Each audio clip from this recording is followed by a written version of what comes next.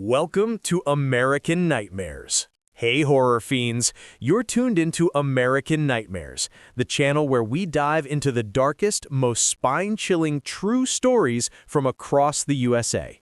Tonight, we're shining a light on 3 true dead-of-night tales from America's haunted lighthouses, isolated beacons where the sea whispers secrets of the dead. From ghostly keepers to drowned spirits, these encounters will make you fear the fog. Hit that subscribe button, ring the bell, and share your own creepy coastal horrors in the comments. Let's ignite the fear. In the foggy summer of 2012, Elena Vargas, a 35-year-old park ranger with a marine biology degree, was assigned a solo overnight shift at Seguin Island Lighthouse, a remote 19th-century tower off Maine's coast.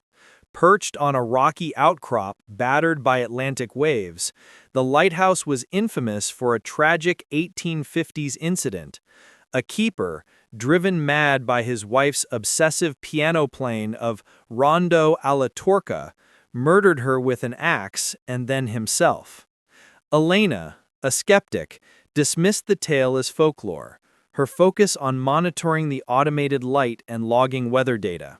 She arrived by boat at dusk, the tower's white silhouette stark against a gray sky, waves crashing like distant screams.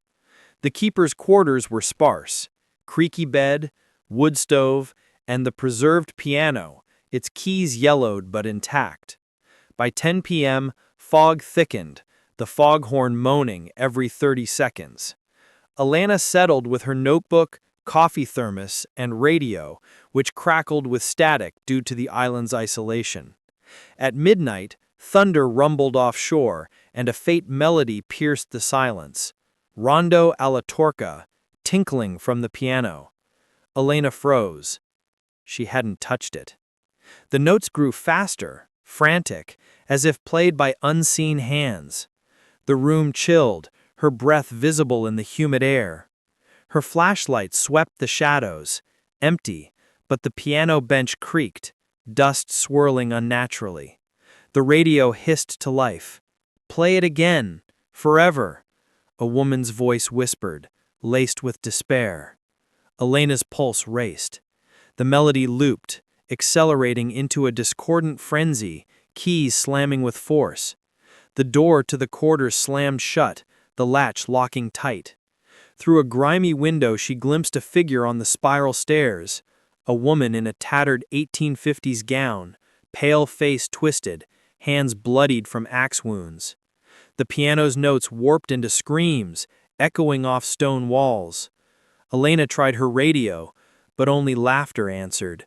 She barricaded herself, heart pounding, as the melody grew louder, the woman's figure appearing closer, axe raised, eyes hollow voids.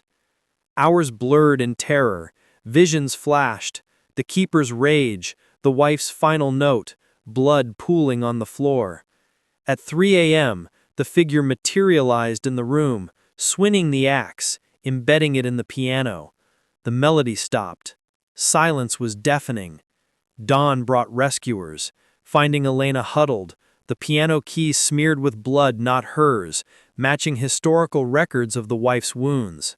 She quit, later learning other rangers heard the tune, saw the woman, always at midnight.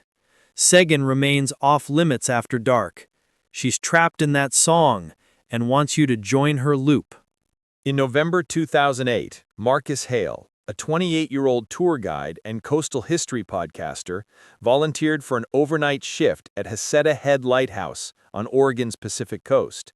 The 1894 Victorian tower, perched on a cliff above crashing waves, was known for its Gray Lady, rumored to be Rue, a keeper's wife who died in childbirth, her body swept into the sea, or a shipwrecked woman from the 1800s. Marcus, eager for content, arrived with a recorder and night vision camera. The lighthouse, now a B&B, stood empty, wind howling through its whitewashed walls, the ocean a black void below. By 11:30 p.m., Marcus climbed the 205 steps to the lantern room, the beam sweeping the stormy sea. Rain lashed the glass, fog muffling all but the waves' roar. In the keeper's house, the parlor smelled faintly of lavender, Rue's signature scent. Recording, Marcus spoke, live from Heceta Head. Static buzzed, then a whisper. Help me. Cold. His voice, then a woman's, chillingly clear. At midnight, the lights flickered, plunging the house into darkness. Footsteps dragged from the attic, slow, wet, like sodden skirts. Marcus ascended, camera trembling, to find trunks and cobwebs, and a gray mist forming a woman. Translucent, seaweed-matted hair, eyes milky from drowning. She reached out, her touch freezing, pulling him toward the cliff window. Visions flooded Marcus, sinking ships, drowning screams, Rue's leap into the waves after a lover's betrayal. He broke free, tumbling down the stairs, camera shattering. The house shook, doors slamming, mirrors cracking to show underwater graves.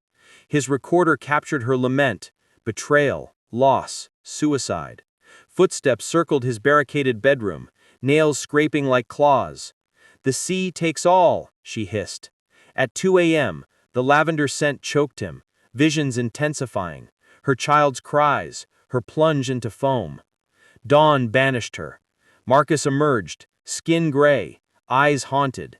He deleted his podcast, but leaked audio spread, the whisper, the lament. Staff reported wet footprints, brine smells, always after midnight. Marcus moved inland, avoiding coasts. She's building an army for the deep, he says, still smelling lavender in his nightmares. In spring 2015, Lydia Grant, a 41-year-old historian, led a private tour at St. Augustine Lighthouse in Florida, America's oldest, built in 1874 atop a watchtower with a grim history. In 1873, sisters Mary, 15, and Eliza, 7, daughters of builder Hezekiah Pitty, drowned in a cart accident in the Matanzas River, along with an unnamed African-American playmate. Lydia, researching erased histories, stayed late in the keeper's house, surrounded by Spanish moss and salt air, to study archives. The museum closed at 9 p.m., leaving her alone, the lighthouse beam rotating like a sentinel. By 11 p.m., Lydia pored over logs in the parlor, the air heavy. At midnight, childish giggles echoed from the stairwell, then stopped abruptly. A handprint appeared on the fogged window, trailing to the door. Lydia's flashlight trembled as she climbed the spiral stairs to the lantern room, where the light hummed. Toys materialized on the catwalk, a cracked porcelain doll, a splintered wooden boat. Giggles returned, with splashing sounds like wet feet. In the beam sweep, 2 girls in sodden Victorian dresses skipped rope with seaweed, their eyes black voids, smiles unnaturally wide. "Play with us," they chorused, voices bubbling. Lydia fled, but the stairs twisted, multiplying endlessly. A third girl's shadow, faceless, unnamed, whispered forgotten names.